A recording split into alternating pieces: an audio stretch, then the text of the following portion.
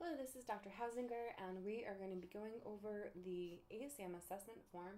This is an actual assessment form that is currently being used by Thurston County Drug Court, and I have the permission to use it.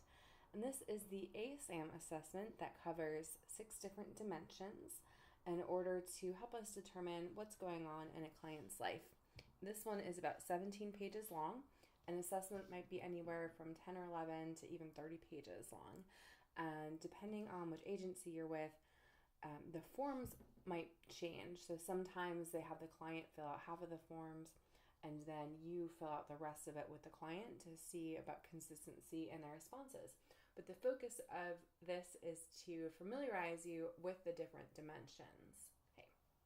And this week in your Moodle, you have an ASAM cheat sheet and an overview of the ASAM dimensions. So first off, has to have the name and date and the signature. And if there isn't a date and it's not signed, then it didn't happen. So documentation 101, really important to have. Then we have our demographic information up here. Individual name, age, date of birth, phone number or answer phone, address, and then relationships status. And then generally your name, if you're a CDP or CDPT, and the date of the assessment. So the first thing that we want to look at is the intoxication or withdrawal potential.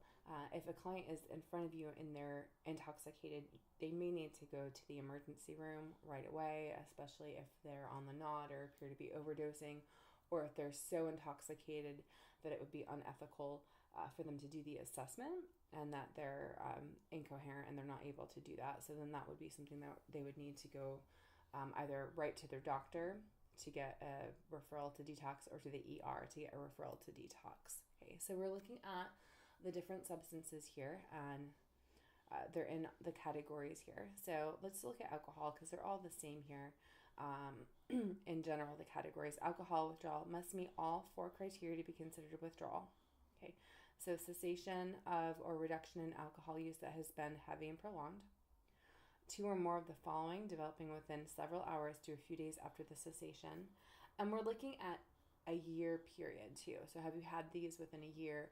But specifically for safety purposes, is this happening right now? Has it been within the last couple of days? Withdrawal from alcohol and benzodiazepines could be potentially lethal if not detoxed medically, depending on the length and quantity of use. Okay, so you're going to ask the clients if they've had these symptoms. Okay. The signs or symptoms in criterion B cause clinically significant distress or impairment in social, occupational, or other important areas. The signs and symptoms are not attributable due to another medical condition. So if the person is like, yes, I have nausea or vomiting and chills, is it the flu or is it withdrawals? Okay, so you need these. Okay. 1, 2, 3, 4. So does this happen? Do these things happen when you stop use? Okay. And of course, if alcohol isn't their substance of choice, then you don't click anything, right? You just click this, no symptoms reported or observed. And you do this for all of the different substances. So we have stimulants as a classification of drugs: amphetamine, cocaine, or other stimulants, nicotine withdrawal, opiate withdrawal, sedative, hypnotic, or analgesic withdrawal, caffeine withdrawal. So this one's a little bit different here. Abrupt cessation or reduction in caffeine use followed within 24 hours by 3 or more signs. Okay, and it takes about 2 weeks to break a caffeine addiction. Cannabis withdrawal, same thing, 3 or more. Right, and then we're looking at a withdrawal / tolerance history. Have you ever been admitted to a detox facility for withdrawal? And then we want to know when and where. And have you ever experienced withdrawal? Have you used a substance to relieve or avoid withdrawal? So for example, somebody might drink to avoid a hangover, or they might drink so that they don't go into DTs, or they might drink so that they don't have nausea if they've been drinking for a long time. If a person is going through alcohol withdrawals, they might smoke marijuana or something to help relieve or avoid those withdrawals. Another example of this would be a heroin user that buys a Suboxone on the street to quote unquote get well, so so that they don't feel the withdrawals if they cannot find heroin. Have you noticed that it takes more of a given substance to get the same results as before? That's an example of tolerance. So if the person started drinking, 2 glasses of wine and then they're up to 5 a day, sure. And this is reverse tolerance, which can be an indication that there is long-term chronic use and that the filtration excretion systems in the body are not functioning optimally. Okay. So now we're looking at the risk rating. High intensity intoxication monitoring or management is needed. So if the person is incapacitated with severe signs and symptoms, so if they're intoxicated in front of you, if their need for withdrawal management or stabilization while pregnant, so if a person has been using opiates and they need to be under medical care, severe withdrawal presents danger such as seizures, and continued use poses an imminent threat to life. Okay, moderately high is monitoring management or withdrawal management services are needed. Nursing and medical monitoring may be needed for more severe withdrawal. So we have a statement and then we have evidence, and that's very much what the ASAM assessment is. We can't make claims without backing it up with evidence. Okay. Patient demonstrates poor ability to tolerate and cope with withdrawal discomfort. Severe signs and symptoms of intoxication indicate that the patient may pose an imminent danger to self or others. Okay. And then they tell you here what to do. So for patients who require medically monitored and nurse-managed mental health services, a Dimension 3 risk rating or 3 of higher, moderately high-intensity withdrawal management can be provided in a mental health setting with ongoing case management to coordinate care. Moderate intensity would be some difficulty coping and tolerating intoxication, may be severe, but responds to support and treatment sufficiently that they don't pose an immediate danger to self or others. Moderate signs with a moderate risk, and then we have low intensity. This might be uncomfortable, but they can tolerate it, or there's nothing there. Okay, all right. And then here we put the level of care, which is reflective of this. Okay, all right. Now this section is important. Don't leave it blank. This is basically a summation of Dimension 1, where you talk about, you would put the last date of use here, what substances they're using. If the person doesn't need anything, no history of withdrawal or mild withdrawal, etc. And then what do they need? Do they need to go to a detox? Do they need to see somebody about opiate treatment like Suboxone or methadone, etc.? Now, Dimension 2 is your basic biomedical conditions and complications, where you get a detailed health history, including all surgeries and medications and allergies. And remember that we have to go over everything. We can't leave anything blank. Okay. Right. Have these or any other medical conditions been impacted by your use of alcohol or other drugs? Have you continued to use a substance despite knowing it has caused or worsened a medical condition? So, for example, if you had your gallbladder removed and you're drinking without a gallbladder, gallbladder, of course, produces bile. If the liver breaks down, there's issues with bile, so not a great thing. If a person's had a gastric bypass surgery, particularly a female, they are at a heightened risk for developing alcoholism because of the nature of a gastric bypass. And women, to begin with, do not have a lot of the enzyme in their stomach that breaks down alcohol. And so now we're bypassing the stomach. So a person might be incredibly intoxicated off of a glass or 2 of wine post-surgery. So that would be an example of a contraindication. Okay. Have you continued to use? Okay. And then we want some information here. Have you ever had surgeries or been hospitalized? So we want the whole history here. Were any of these related to your alcohol use or other drugs? Okay. Have you had medical or dental conditions resulting from or being impacted by alcohol or other drugs? So, for example, meth mouth or cirrhosis, stomach ulcers, pancreatitis, stomach bleeding. Okay. And then we want to know what and what substances. Does the person have access to medical care? Do your children have access or NA? And then we want to know the doctor's information and potentially get a release of information. And then we want to know what are their current needs. is remember we're looking at a holistic treatment plan. So if we don't provide the services, we can help them get those services that they need to treat the whole person. Okay. How has your medical service assisted you in birth control methods? Notice the strengths-based language here in this question. If you have children, please tell me what access to necessary medical services they have received, vaccinations, dental medical care, etc. Okay. And then, are your children under proper medical care when needed? Okay. And then we want to know prescription medications. Psychiatric medications are generally taken under Dimension 3. And we also want to know, is the person taking these medications as directed? So if a person is on an antidepressant, are they taking it with alcohol? Is a person mixing something over the counter like Benadryl with alcohol, which is going to potentiate and exacerbate the sedative effects? Okay. Are there other current physical illnesses other than withdrawal that needs to be addressed, which could complicate treatment? So you can take that right from the checklist, including pregnancy. And then how would you describe your physical health? And then you as a counselor, how would you look at their health? Okay. And are these matching or not? Okay, so same thing with our risk rating. They're incapacitated, like extreme pain, uncontrolled diabetes, GI bleeding. They might need medically monitored care, especially if we're in a situation where to stop the substance might put their fragile health in further jeopardy. Risk rating 3 demonstrates a poor ability to tolerate and cope with physical problems, and our general health is poor. So we see a lot of this with chronic pain patients, especially people that have legitimate pain, but then also become addicted to prescriptions. Because if we take the pain pills away or the heroin away, there still might be an underlying medical condition. So we have to be very careful about that.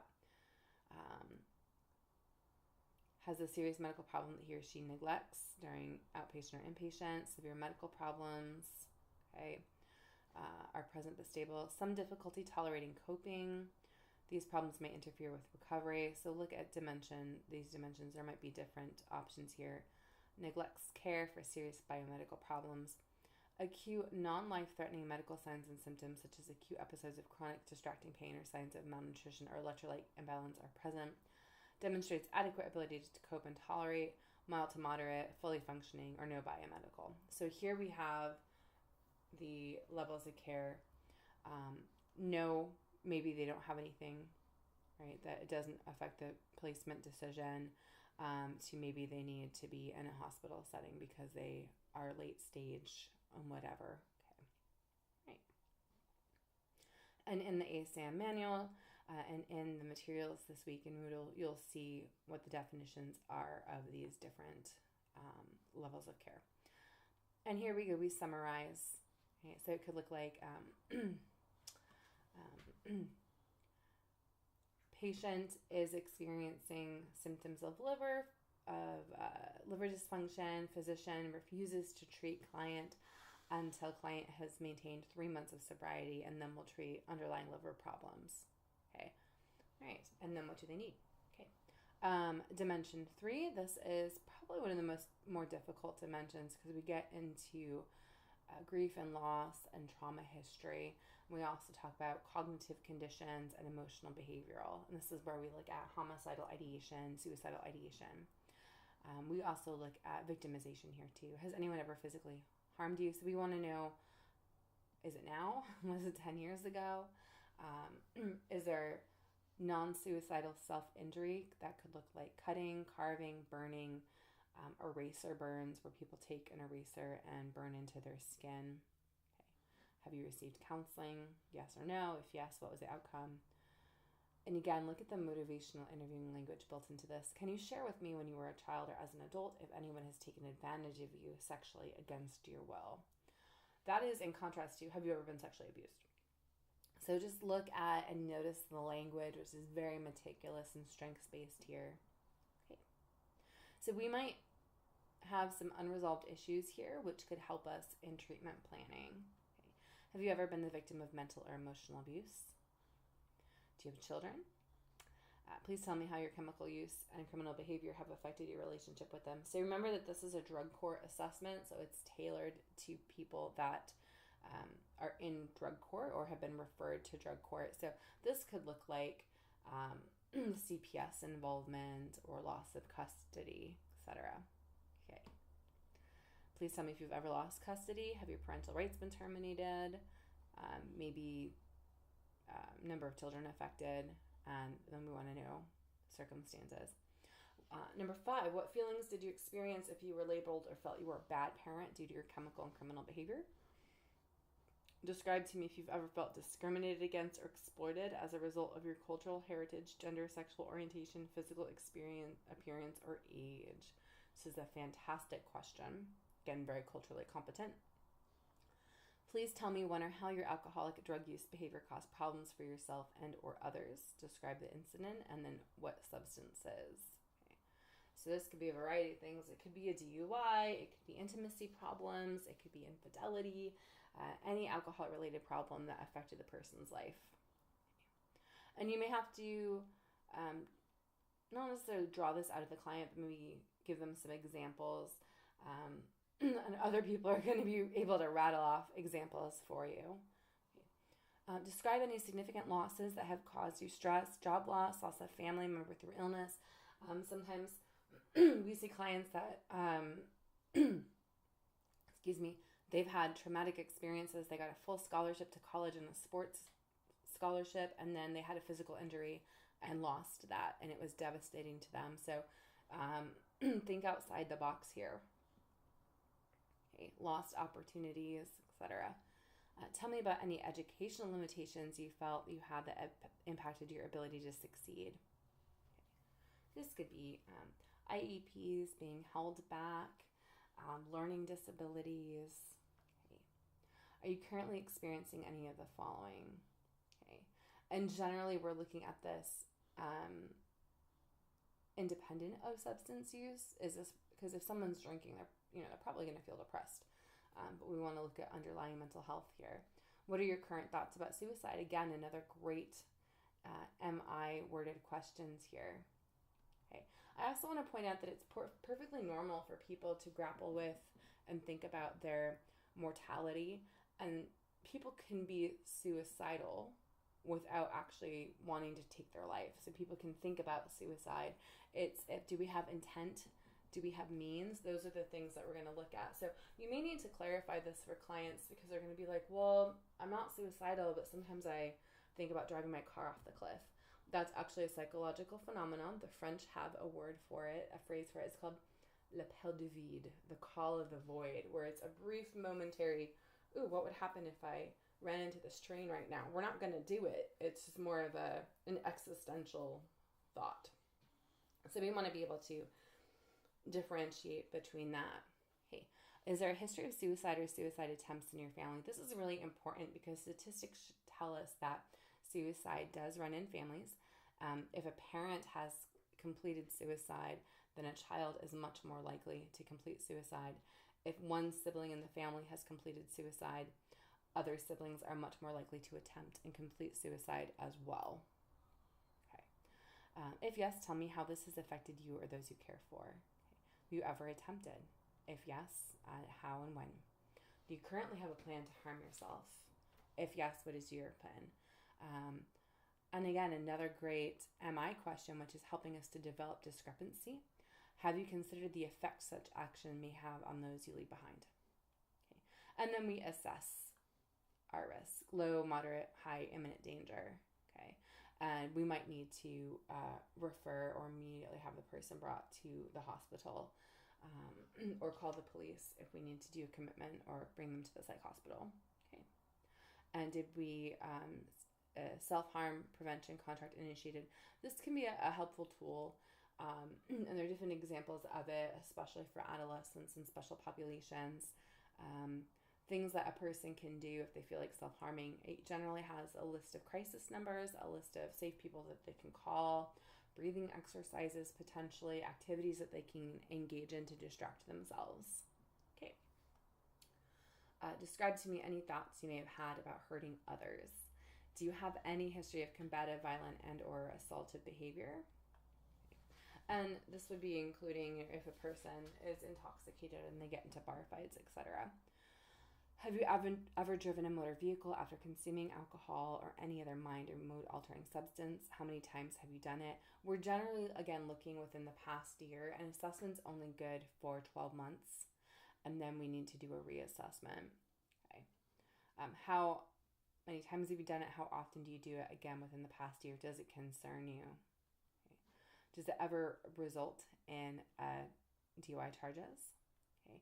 And then what was the blood alcohol level, blood alcohol concentration at the time of the arrest? How impaired did you feel? Because this can also help us determine intoxication. If a person says that they had a 0.12 or a 0.15 BAC and they didn't feel it, then that means that they've probably been doing this for a while. What were the circumstances? You're going to see a lot of I ran a red light, I didn't have my turn signal on, general traffic fails, and then an officer pulls them over. Another common thing that happens is people getting the alcohol munchies and falling asleep in fast food drive-thrus. And that happens more often than you would think. And then the fast food workers are instructed to call the police, of course. 8. And then how do you feel about it now? So how do you feel then? How do you feel now? Have you ever done anything while under the influence of alcohol or other drugs that you later regretted? This could be anything. Infidelity, embarrassed myself, fell down, was late to work, let my kids down, left my kid in the car when I went to a party, etc. How do you feel about this now? How much time do you spend on average in a typical week in activities necessary to obtain, use, or recover from the effects of using alcohol or other drugs? Right, so this is searching for it, using it, recovering for it. So if a person, we'll use alcohol again because it's easy. If a person's on an alcohol bender and they are a binge drinker and they use Friday and Saturday, and then it takes them all day to recover on Sunday, and it's basically a wasted day, we want to add those hours up. Now, I want to draw your attention to these little asterisks. These are the most important questions because these are the diagnostic criteria that we use to determine the severity of somebody's use. Number 6, another criteria here. Have you ever given up or reduced important social, occupational, or recreational activities, birthdays, graduations, holidays, because of using alcohol or other drugs? Right. And then describe what substances, and then how do you feel about it now? And then we have a gambling screening. In general, we usually have a gambling screening tool with the screening tools in the beginning of the assessment when the person's doing their paperwork, and then the counselor will review them before we bring them in for the assessment. Have there been periods, and again, last 12 months, have there been periods when you needed to gamble with increasing amounts of money or with larger bets than before in order to get the same feeling of excitement? So basically, that's a tolerance question. Have you continued to gamble in spite of adverse consequences that have affected your finances, family relationships, work, or other parts of your life? Have you lied to family members, friends, or others about how much you gamble? Have there been periods lasting 2 weeks or longer when you spend a lot of time thinking about your gambling experiences or planning out future gambling ventures or bets? Have you tried but did not succeed in stopping, cutting down, or controlling your gambling behavior? Would you like assistance with your gambling problem? Okay, right. Cognitive conditions, again, criteria here.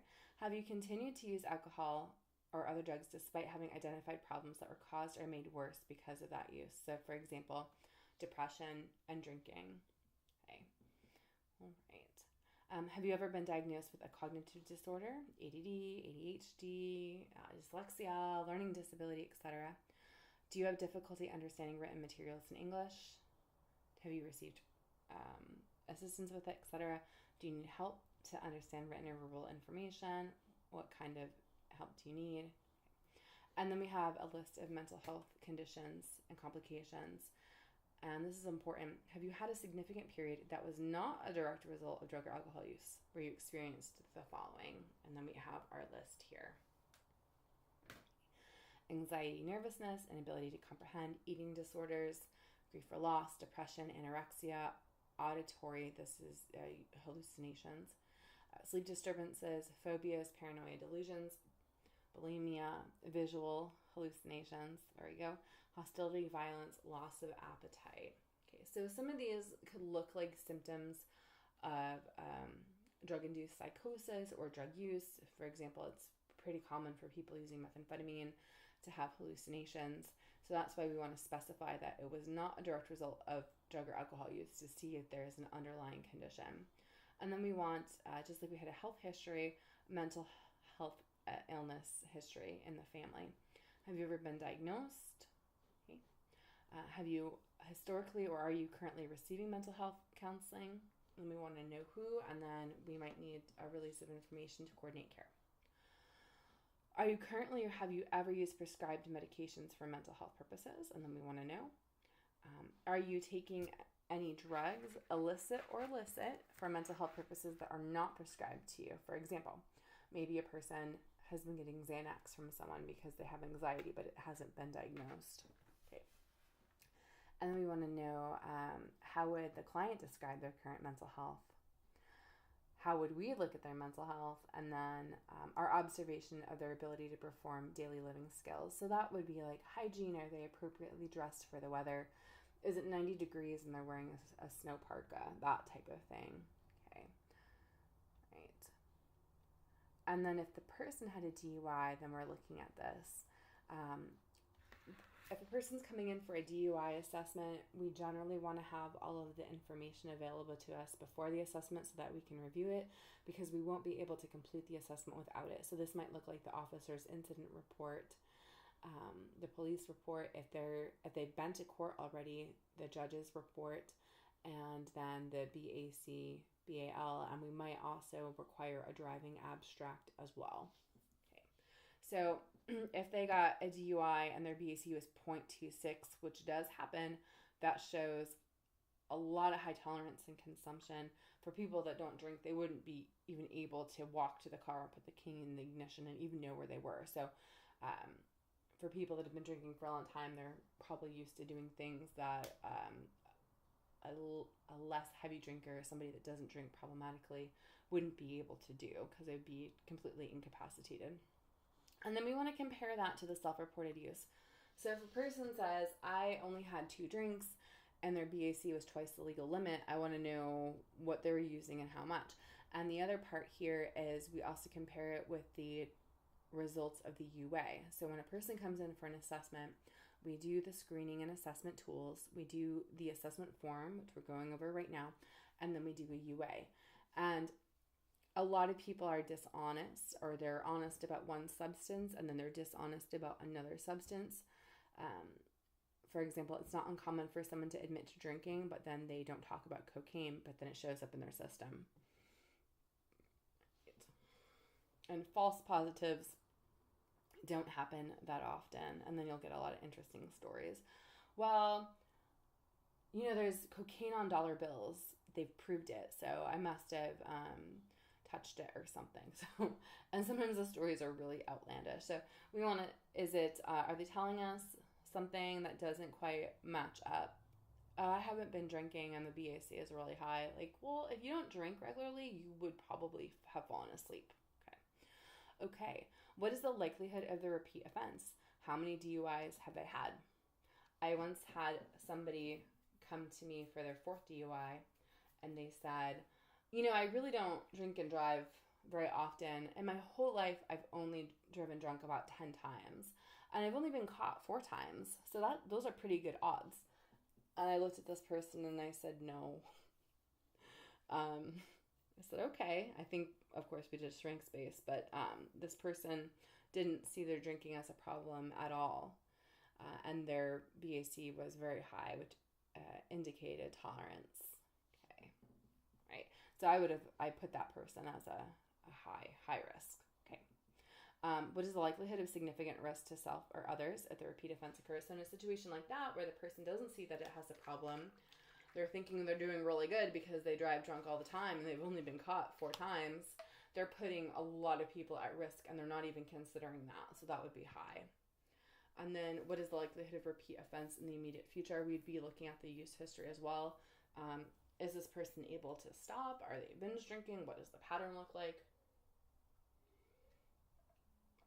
Etc. Okay. And then we have our risk rating for Dimension 3. From 0 to 4, severe psychiatric symptomology, disability, and impulsivity requires involuntary confinement. Okay, 51-50. High risk and significant vulnerability for dangerous consequences, exhibits severe and acute life-threatening symptoms that pose imminent danger to self and others. Severe psychiatric symptomology, disability, and impulsivity, but the patient has sufficient control that does not require involuntary commitment. Symptoms compromise patient's ability to adjust to life in the community. Limited ability to follow through with treatment recommendations, thus demonstrating risk of vulnerability to dangerous consequences. 2, chronic mental illness with symptoms and disability that cause significant interference with addiction treatment but do not constitute an immediate threat to safety and do not prevent independent functioning. Frequent and or intensive symptoms with a history that indicates significant problems that are not well stabilized. Acute chronic problems pose some risk of harm to self or others, but the patient is not immediately dangerous. A diagnosed mental disorder that requires intervention but does not significantly interfere with addiction treatment. Mild to moderate symptoms with good response to treatment in the past. Past problems are chronic but not severe enough to pose high risk vulnerability or no mental health. Okay, right. So then we have our levels of care here as well. Okay, and then again, our summary and individual needs. Dimension 4 is our readiness to change. And so we want to know if they've had CD treatment in the past, the name, type of treatment, dates, if they completed it or not, and then how long they were able to maintain abstinence, if they were. And then why are they here today? I like to ask that right in the beginning. Just why are you here? Tell me a little bit about what happened. Okay. And it could be all of these things. And again, here's our little asterisk indicating that this is clinical criteria. Do you believe you currently have a problem with alcohol or drugs? And do you believe you have a problem with the use of alcohol or drugs? And this is important too because they could have a DUI with alcohol but not consider it to be a problem, but consider that they have another problem as well. Have you ever felt you should cut down or control your substance use? Again, criteria. Have you ever tried to cut down or control your use but you've been unsuccessful? So how many times? What substances? How have family, children, friends, employers, and or partners expressed their concerns about your chemical use? This could be ultimatums, etc. Tell me about any interventions to include legal that have been attempted to help you with your chemical use. And we do want to get quotes from clients. So anytime that you're directly quoting a client, you want to put that into quotation marks so you know that you weren't paraphrasing. And how would you describe your overall use of alcohol or drugs? And then this is for you, the counselor. Does the patient display any of the following behaviors? Minimizing, rationalizing, excuses, blaming, complying, or other, or maybe none of these. Okay. Legal issues. Are you ordered by a civil or criminal court to receive treatment for the chemical dependency and or mental health issues? Are you under the supervision of the Department of Corrections? Okay. Right. For this assessment, patients that are court-ordered to receive chemical dependency and or mental health treatment are under DOC supervision must sign a release of information for DOC. Okay. And then they want the collateral contact information here. Have you ever been arrested or charged with any crime? And then we want to have a comprehensive history. And you might need to add more boxes here. Have you ever been in jail and or prison? How many times? And then where? Again, might want to have a history. And depending on the agency who you're working for, you actually might need to get their criminal history as well. Are there any current charges that are pending? And we want to know. And case numbers are really helpful if we have those too. Are you in drug court? Okay. And then these are our stages of change. Okay. And these are the initials here. PC, pre-contemplation, contemplation, preparation, action, and maintenance. Okay. Okay. So I like to read these out loud to clients because sometimes the wording can be a little bit awkward. So at this moment, how important is it that you change your current drinking or drug use? Not important, about as important as other things, most important.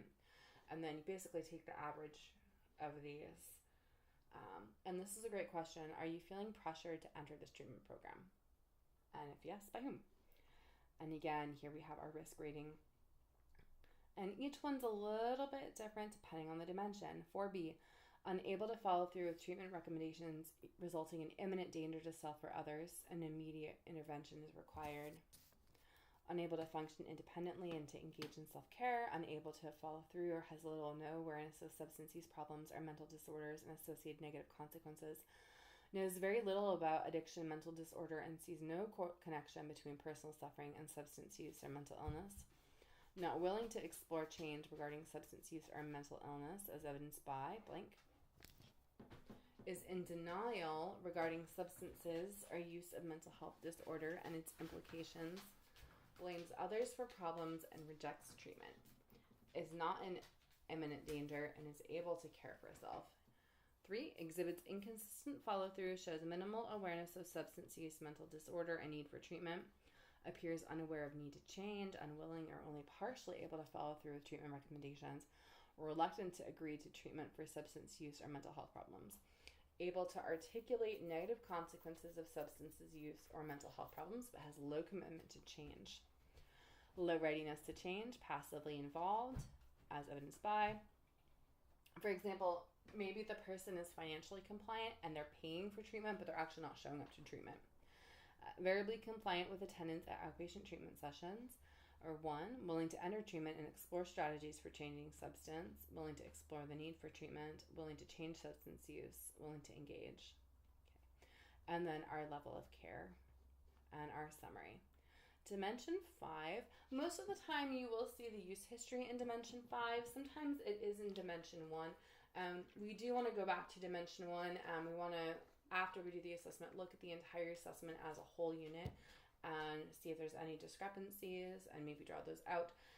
But Dimension 1, we want to make sure that the use dates match the use history here. Okay, so here we have our drug of choice codes. So this would be if they have a primary, secondary, third, and our route of administration. There might be other, and then you want to specify what that is. People get creative with using substances. And then the frequency of use per month for any 1-year time period. No use 1 to 3, 4 to 12 times, 13 times, daily, or unknown. And we want to be as specific with this as possible. Okay. All right. So looking at alcohol, age of first use, and we want to know kind of the set and setting, how long they used, last date, 12-month period. Okay. Now, for this purpose of this assessment, they want the last 3-year use patterns. Some will want the entire history, the first age. Some assessments will specify that we do this in 3-year periods of time. So a person started drinking at 16. From 16 to 19, what did your use look like? Well, I drink on the weekends at parties, 3 to 5 beers, PBR. And then when I was 21, I started drinking a half a fifth of vodka 3 nights a week. And then by the time I was 23, I was drinking a half a fifth of vodka 5 days a week. And so we want to look at any times that use increased or decreased or periods of abstinence. And we do that for all of the substances, okay? Even if they only tried it once, okay? Everything. And over the counter, are you using it in conjunction with other things? For example, I once had a bodybuilder client and they were working out 8 hours a day.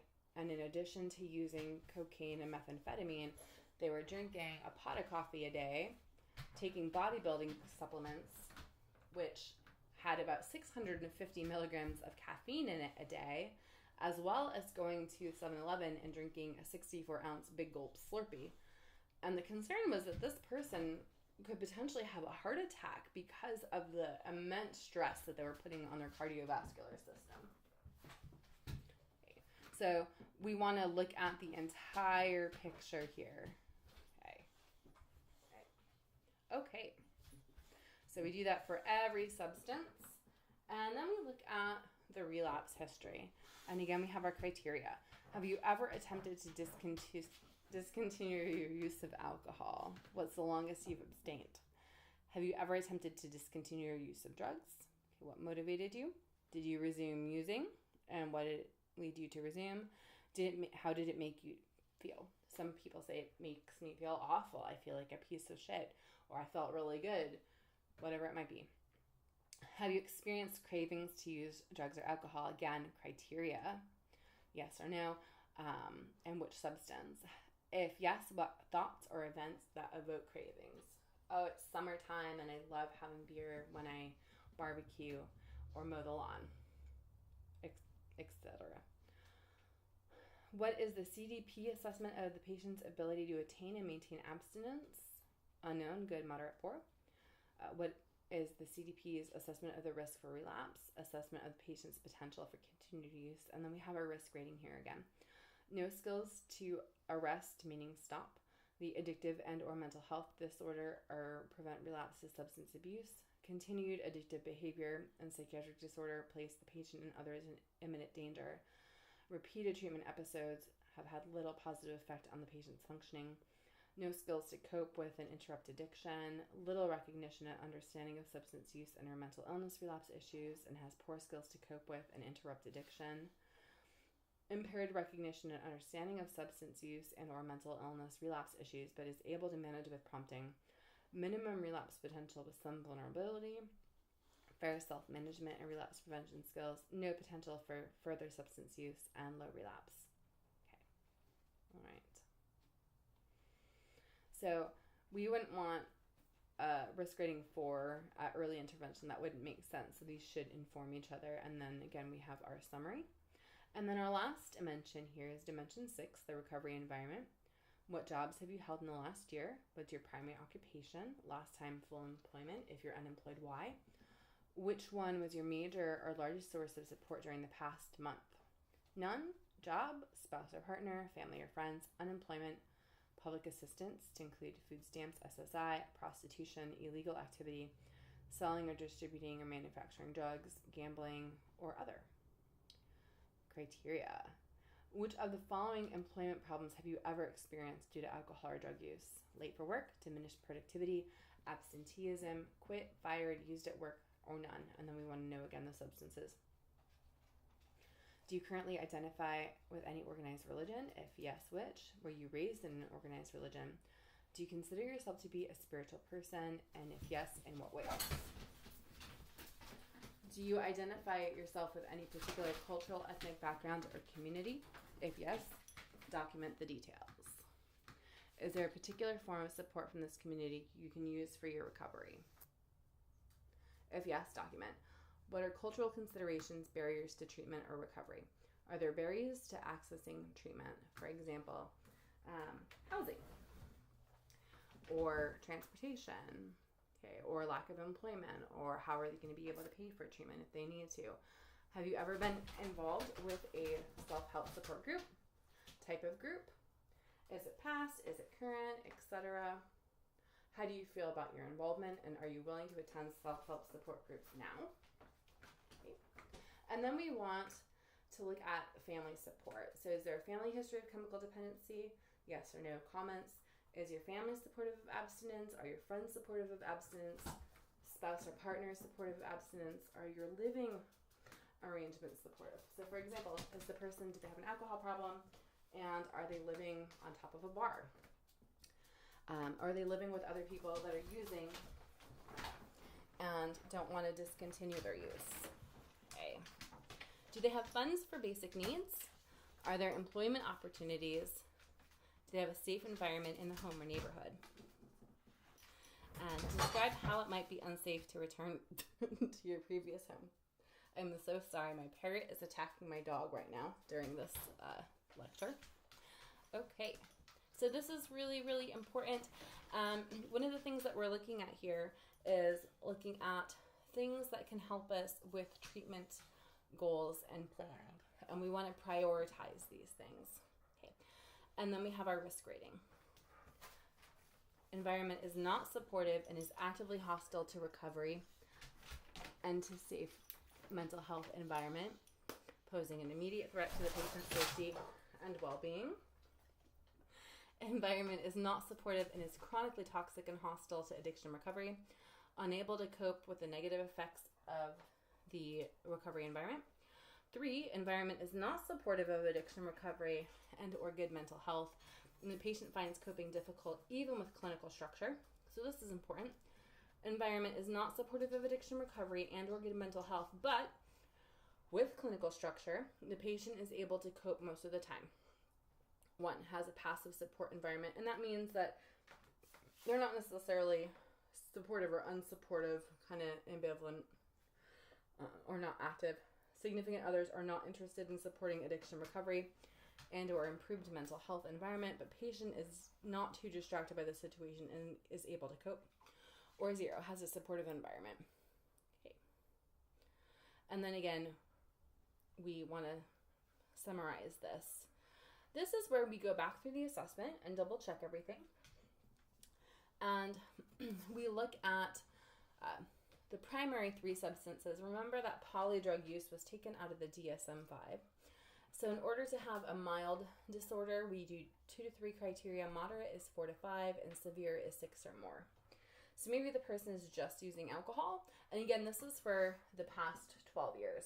So if a person had a methamphetamine problem 20 years ago, we would state that they're in sustained remission. So let's say the primary drug is alcohol, secondary is marijuana, tertiary is cocaine.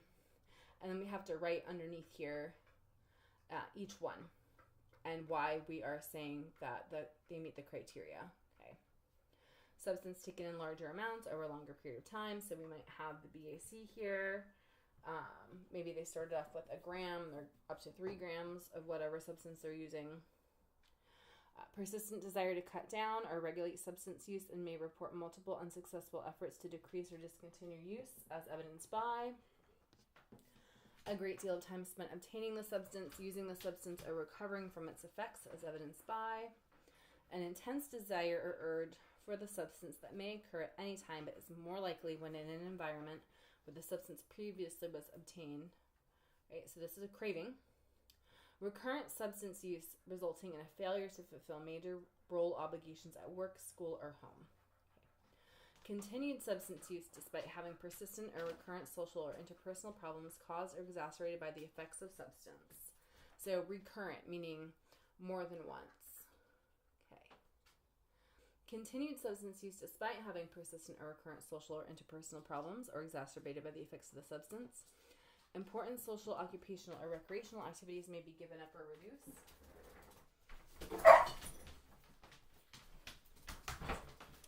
And continued substance use despite knowledge of having a persistent or recurrent physical or psychological problem. And tolerance and withdrawal. 1 moment.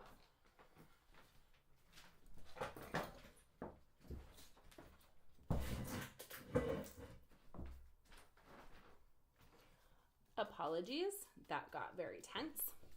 All right, so tolerance, a markedly increased dose of the substance to achieve the desired effect, or a markedly reduced effect. So we have reduced tolerance here, which of course would be an indication of a late stage problem. And then withdrawal. After developing withdrawal symptoms, the individual likely consumes the substance to relieve the symptoms, as evidenced by. Okay, so if you go back through the assessment, you can see the ones that are asterisked here. Okay. All right. And then we want to know what substance we have here and rate them individually. So a person could have 3 different substances, mild, moderate, severe. They could have all problems, severe, etc. Okay. So again, we want to look here and actually write in what is our evidence. So that means going back up through the assessment. And then here are our diagnostic codes. So we would, let's say a person has alcohol moderate, severe. We have our DSM code and the ICD-10 code. So we would put both of this here because it specifies and tells us what it is. Okay. Because alcohol is usually in a category of its own, we might have no, they're only an alcoholic. We call that an old fashioned. There's nothing else here. Okay, so then we go through and look at all of this. Okay, great. Now again, this is for the past year, and some assessments actually have a space for the substances in sustained remission, which would be 12 months or more. Early remission would be about 3 months sober from the substance. Okay. And then here, we're going to have to go back up through the assessment and see what level of care we had here. They don't all have to match, but they need to be cohesive and coherent. So some treatment centers will state that you need to have at least 3 that match. So they need to make sense. So you can't say that somebody needs to go to detox and then everything's fine. That doesn't usually, that's not usually anything. So maybe a person, they're not having withdrawals. They're okay with medical problems, but then we see level 3, 4, and dimension 3, 4, 5, and 6. There's more issues there. Okay. Right. Okay. So they need to inform each other. And when we go through the ASAM book, you're going to see certain dimensions are related to each other. So we want to see how dimension 3 and 5 are related, and dimension 3 and 6, and inform those. Okay. So then we want to say what is the least restrictive level of care that the person could potentially be successful at, what is the treatment level recommended, and why. Now, sometimes there might be situations where we would put the person into a level of care that overrides the ASAM criteria. Are there any circumstances that would justify an override of the ASAM criteria clinical recommendations for placement? Yes or no? So legal mandates, so no, you have to go to inpatient or you go to jail. Logistical barriers, so maybe a person cannot find childcare, or their partner left, or their partner is also using and they don't feel safe going to inpatient, or lack of available services. Okay. There's several treatment centers for pregnant and parenting females, but not as many as other treatment centers, so that might be a consideration. And then we want to explain, and then we update the level of care, and then we have them sign it, and then we sign it. These are usually checked. You need to do these anyways. You need to go over the diagnosis and explain the diagnosis and the assessment results. Was the individual provided with treatment and referral options? This should always be yes. Was the individual referred to a gambling treatment? Well, if they don't gamble, then no. And what other recommendations do you have? And are there others? But the ones that you'll often see are DV, perpetrator program, anger management, vocational rehab, GED, mental health counseling, literacy tutoring, self-help groups. Okay. Does the individual need part-time or around-the-clock childcare in order to access treatment? Does the individual need help accessing or selecting childcare? And then referral information. Okay. And then the HIV/AIDS brief risk intervention is usually done at the beginning with all the paperwork that the person goes through. The counselor usually does this. Okay. And then you'll have your agency number. If you are the CDP, you can sign off on it. If you are not the CDP, so if you're a CDPT, then your clinical supervisor, the CDP, needs to sign off on it. Okay. All right. My signature below signifies that I've been informed of the assessment results, that I've been advised of the right to be referred to any appropriate facility offering services consistent with the results of the assessment. So clients do have a right to take the assessment to other places. Maybe they're moving out of state or to a different part of the state. So they get an assessment because they're court-ordered to, but then they're moving and they can take the assessment to another agency. Sometimes clients do shop around and they want to find a person that's going to say, no, you don't need a lot of treatment. And that happens a lot too. So sometimes they will have an assessment done and then say, I am revoking my release of information. Don't send this to my lawyer because I got a different assessment. So that's not necessarily something that is uncommon. Okay. And then who are they receiving services from? Individual signature, CDPT name, and there we go. Okay. Now, if a person has gone MIA for a while, or if they got the assessment and then 3 to 6 months later, or whatever it is, even a couple weeks later. We want to update the assessment specifically with an updated use history. When was the last time they used? How much and how often? An updated UA. So generally we can use the assessment if it's been within a calendar year, or if they bring an assessment with them, or if it's been sent over from another treatment center, but we do have to update it and verify it with the UA. Okay, right.